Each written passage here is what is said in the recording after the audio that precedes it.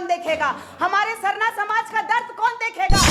जितने भी अगुआ वहां चढ़े हैं, चाहे विधायक हो, चाहे आपका XYZ जितने भी नेता लोग गए हैं, मैं उन लोगों से पूछना चाहती हूँ, चाहे गीता श्री जी क्यों ना, कल की आई हुई लड़की, कल की आई नई लड़की हूं मैं।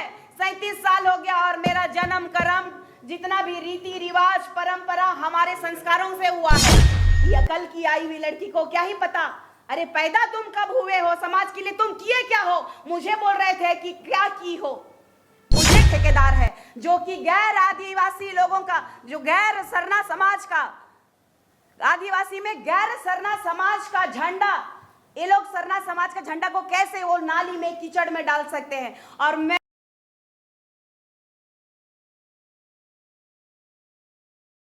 साथियों सलाम, नमस्ते, सत श्री अकाल और जय भीम जोहार। साथियों, राजनीति जो है बिना जाति के कंप्लीट नहीं होती है क्या? मुकम्मल नहीं होती है क्या? बिहार में तो चुनाव होने वाला है, लेकिन झारखंड में जो है जाति का मामला और खास करके आदिवासियों के बीच सरना और ईसाई, इसका मामला गर्म है और रस्साकशी बहुत जोरों से चल रही है दोस्तों। और इसके केंद्र में निशा भगत, वही निशा भगत जो कभी कांग्रेस में थी, आजकल जेलकेम की नेत्री, अब बहुत चर्चा में रहती हैं।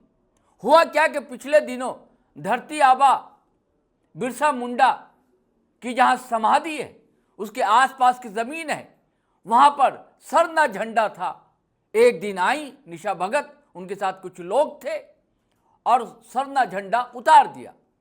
वहां पर जो रहने वाले लोग थे, महिलाएं थी, उनसे बकझक भी हुई, उन्होंने मना भी किया, लेकिन कुछ हुआ नहीं। और लोगों का आरोप है, कई लोगों का, कि निशा भगत ने सरना झंडे का अपमान किया है। प्रेमशाही मुंडा भी आग बगुला हो उठे, ग्लैडसन डुंगडुंग भी, तो कांग्रेस की नेत्री हैं गीता श्री उरांव जो मंत्री भी रही, उनका भी गुस्सा है अपनी जगह। सबका कहना है कि निशा भगत जो है आदिवासियों के बीच फ्रिक्शन डालने की कोशिश कर रही हैं और कहीं ना कहीं इनके पीछे बीजेपी है, इनके पीछे संघ की लॉबी है। ये आरोप है उन लोगों का। इस संबंध में निशा भगत ने प्रेस से क्या कहा है दोस्तों, मैं बताता हूं। लेकिन वहां भी वो इस मुद्दे से इनकार नहीं करती हैं और वहां भी वो सरना बनाम ईसाई इस मुद्दे को उठाती। चलिए सुनिए निशा भगत ने आखिर कहा क्या है।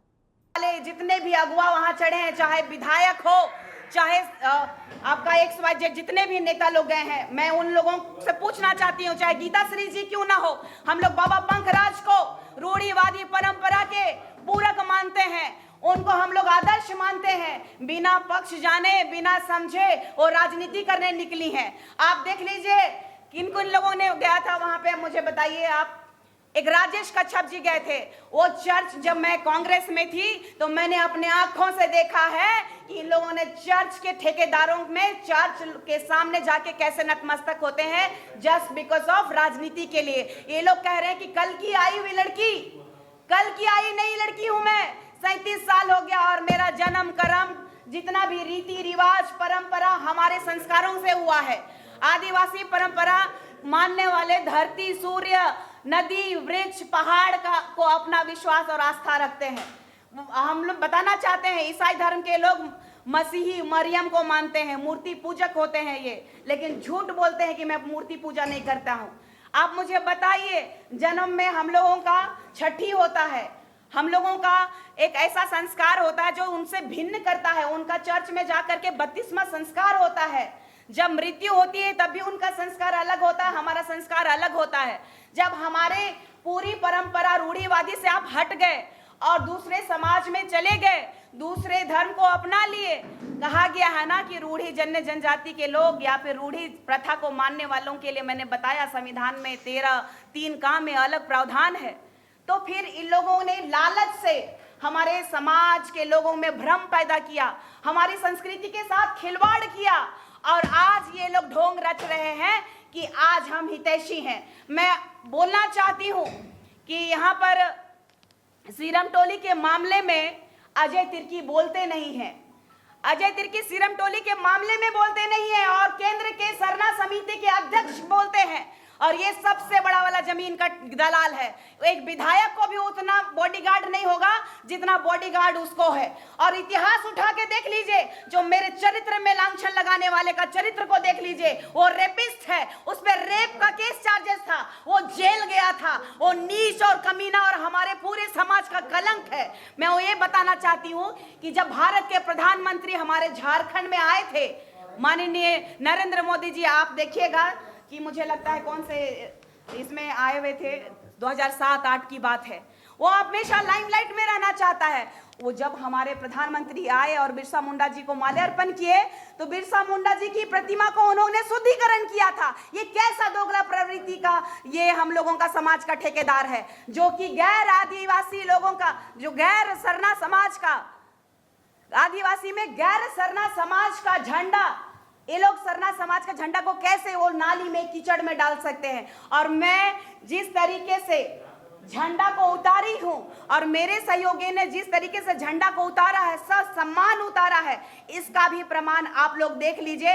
इन लोगों ने लगातार ईसाई समुदाय अपनाने वाले लोगों को एक साक्षात ट्रेनिंग दी जाती है, कैसे लोभ लालच ईर्ष्या को बढ़ावा देना है और कैसे कपटीपंथी करके लोगों को बहका के फुसला करके ठग करके अपना बनाना है, ये लोग जानते हैं। और कैसे गुमराह करना ये जानते हैं। ये रो रहे हैं आज, अपनी घड़ियालू आंसू दिखा रहे हैं, लेकिन हमारा दर्द कौन देखेगा? हमारे सरना समाज का दर्द कौन देखेगा? जब आज नौकरी की बारी हो, चाहे समाज में प्रतिष्ठित की बात हो, आप नीचे से देख लीजिए, जब ये बाइबल कई 100 साल पुराना बाइबल, हम लोग पैदा नहीं हुए थे तब से ये लोग धर्मांतरित की बात कर रहे हैं, हमारे खिलाफ, समाज के खिलाफ बोलने वाले लोग। आज देखिए विधायक बन के बैठे हुए धर्मांतरित लोग, आज देखिए सदन में बैठे हुए धर्मांतरित लोग, ये लोग कभी नहीं हमारे समाज के लिए। देख लीजिए 10 राज्यों में ग्राम सभा को पारित किया गया।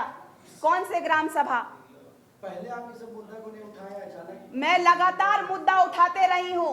किसी चीज का समय होता है, क्योंकि आप भी जानते हैं कि हमारे समाज के कई ऐसे समाज सेवी है जो झंडा के मामले में बात और बयान दे चुके हैं कि हमारा समाज का झंडा किसी गलत काम के लिए प्रयोग नहीं होना चाहिए। यदि वो अगर हमें ये भी कहा था, वहां गई थी तो कि ये जमीन का मामला में मैं पढ़ने नहीं आई हूं, मेरे झंडा की बात है, झंडा की बात होनी चाहिए। लेकिन इन लोगों ने जमीन का कभी मुद्दा बनाया, कभी सर क्यों नहीं लगाया, कीचड़ में हमारा झंडा क्यों लगाया? तो ये सब बातें एक चिन्ह, प्रश्न चिन्ह पैदा करता है। और जिन दलालों के द्वारा बोला जा रहा है कि चरित्र की बात हो, चाहे उनको नहीं पता है कि किस तरीके से हमारा सरना समाज आगे बढ़ रहा है। तो प्रेम शाही मुंडा ने कहा था कि अकल की आई हुई लड़की को क्या ही पता। अरे पैदा तुम कब हुए हो, समाज के लिए तुम किए क्या हो? मुझे बोल रहे थे कि क्या की हो, मुझे कह रहे हैं कि तुम क्या क्यों। मेरे पिताजी झारखंड आंदोलनकारी हैं। और मैं आपको एक चीज और दिखाना चाहती हूँ, जुम करिएगा। मैं जब स्कूल में छोटी बच्ची थी 1996 में, तो मुझ पे केस हुआ था। मेरे पिताजी झारखंड आंदोलनकारी थे, तो मैं उनके पीछे पीछे जाती थी कि मुझे भी करना है ये काम, मुझे भी करना है। आपको प्रमाण दिखाऊंगी मैंने अपने एक्स पे भी डाल रखा है। देखिए, अच्छे से गौर से देखिएगा। ये लोग कहते हैं ना कि झारखंड के परिप्रेक्ष्य में इसने और इसके परिवार ने क्या किया है। हमने घर खोया, हमारा घर जला दिया गया, हम लोग बेघर हो गए। उसके बावजूद आपका मेन रोड में गुप्ता स्टोर है, वहां बाबा रामदेव जी का दलिया नया लॉन्च किया था। मैं रास्ते पे दलिया भी बेच के पढ़ाई की हूँ। ये मेरे संस्कार का बखान करेंगे, ये मुझे बताएंगे कि मैं कौन से संस्कार परिवार से आती हूँ। ये बलात्कारी मुझे बताएंगे कि मैं एक सरना समाज के लोग, जो इसमें चरित्र में बखान किया गया है ना, इसमें जो बखान किया गया है, जो महिलाएं सरना समाज की करम पूजा में एक दूसरे के साथ गलत संबंध बनाती हैं, भाई बहन होते हैं, एक दूसरे के लिए भाई बहन का रिश्ता होता है कर्म पूजा। ये लोग कितनी गंदी तरीके से, कितनी गंदी मानसिकता है, क्रूर मानसिकता है इन लोगों की। मुझसे पूछते हैं कि तुम कभी दिखती हो मंदिर में, कभी दिखती हो मस्जिद में, कभी पूछिए इन लोगों से कि मैं हिंद पीढ़ी में कितना सेवा की हूँ। मेरे भी दोस्त यार लोग हैं, मेरे भी मित्र बंधुगण हैं, मैं समाज की सेविका हूँ, कभी मंदिर जाती हूँ, मस्जिद जाती हूँ, चर्च भी जाती हूँ। मेरे इनफैक्ट घर में भी धर्मांतरित लोग हैं। मुझे दुख होता है कि ईसाई धर्म इतनी हावी हो गई है कि मेरे घर में भी घुसे हैं। लेकिन हमें मेरे पूर्वजों ने ये संस्कार नहीं दिया कि अगर वो दूसरे धर्म को अपना लिए हैं तो उनके घर मत जाओ। उनके बच्चों के संस्कार हो, उनके दुख हो सुख हो, सभी जगह पहुंचती हूँ। अगर पहुंचती हूँ, समाज का काम करती हूँ, तो घर में भी जाने का मेरा दायित्व बनता है। अगर ऐसे में फोटो खींचा हुआ है और कई लोग मुझे अगर ट्रोल कर रहे हैं तो उन लोगों की भूल है। संविधान में अधिकार है कि किसी भी जगह हम जा सकते हैं, मुझे किसी ने रोका नहीं है। लेकिन मानना, मैं हिंदू कॉलम में नहीं आती हूँ, ये ईसाई लोग का एक अलग कॉलम है। हम तो दर बदर भटक रहे हैं कि मेरा कॉलम दो। यही राजेश कच्छप से मैं पूछना चाहती हूँ कि 1961 की जनगणना में कांग्रेस की सरकार थी, तो ये कांग्रेस दोगली सरकार हमारा आदिवासी कॉलम क्यों हटा दिया? अगर हम सरना ईसाई भाई थे तो हम लोगों का एक आदिवासी कॉलम एक क्यों नहीं हुआ? हमारे साथ अमीशा भगत जी हैं, इनसे हम जानकारी लेते हैं कि क्या कुछ मामला है जो झंडे को लेकर के किया जा रहा है। चूँकि जिस सरना झंडे को लेकर के बात हो रही है, मैं एक उरांव जनजाति से बिलोंग करती हूँ और उरांव जनजाति में सरना झंडा का क्या मान है। रूढ़िवादी परंपरा, आदिवासी रूढ़िवादी जनजातीय जनजाति के लोगों को मानने वाले लोग हैं। हम लोग कस्टमरी लॉ को मानने वाले लोग हैं। हमारे लिए विशेष अधिकार संविधान में बनाया गया है। संविधान 13(3) क में देखिएगा कि प्रकृति पूजक रूढ़िवादियों जो मानते हैं उनके लिए विशेष अधिकार है। अगर आपके संस्कार, आपके जन्म का संस्कार, आपके मृत्यु का संस्कार यदि अलग है, आप एक अलग कॉलम से हैं, जब आप दूसरे जगह चले गए हैं तो आप उनके होके रहिए ना।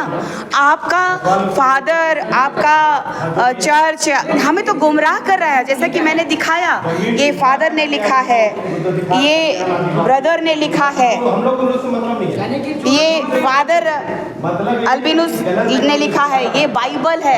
इसमें लिखा हुआ है कि कैसे सरना धर्म को मटियामेट करना है।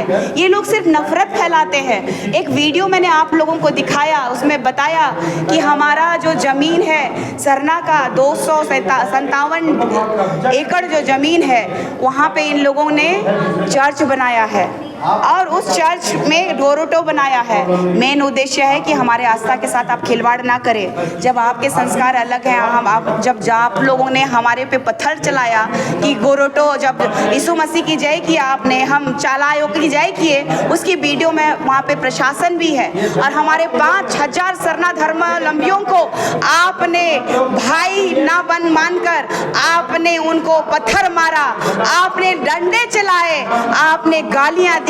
आप कैसे कह सकते हो कि हम लोग सरना और ईसाई भाई भाई हैं? कैसे कह सकते हैं? जैसे कि वो लोग आरोप लगा रहे हैं और कल शायद आप लोग का वहाँ पे पुतला भी जलाया गया था, इसके बारे में क्या?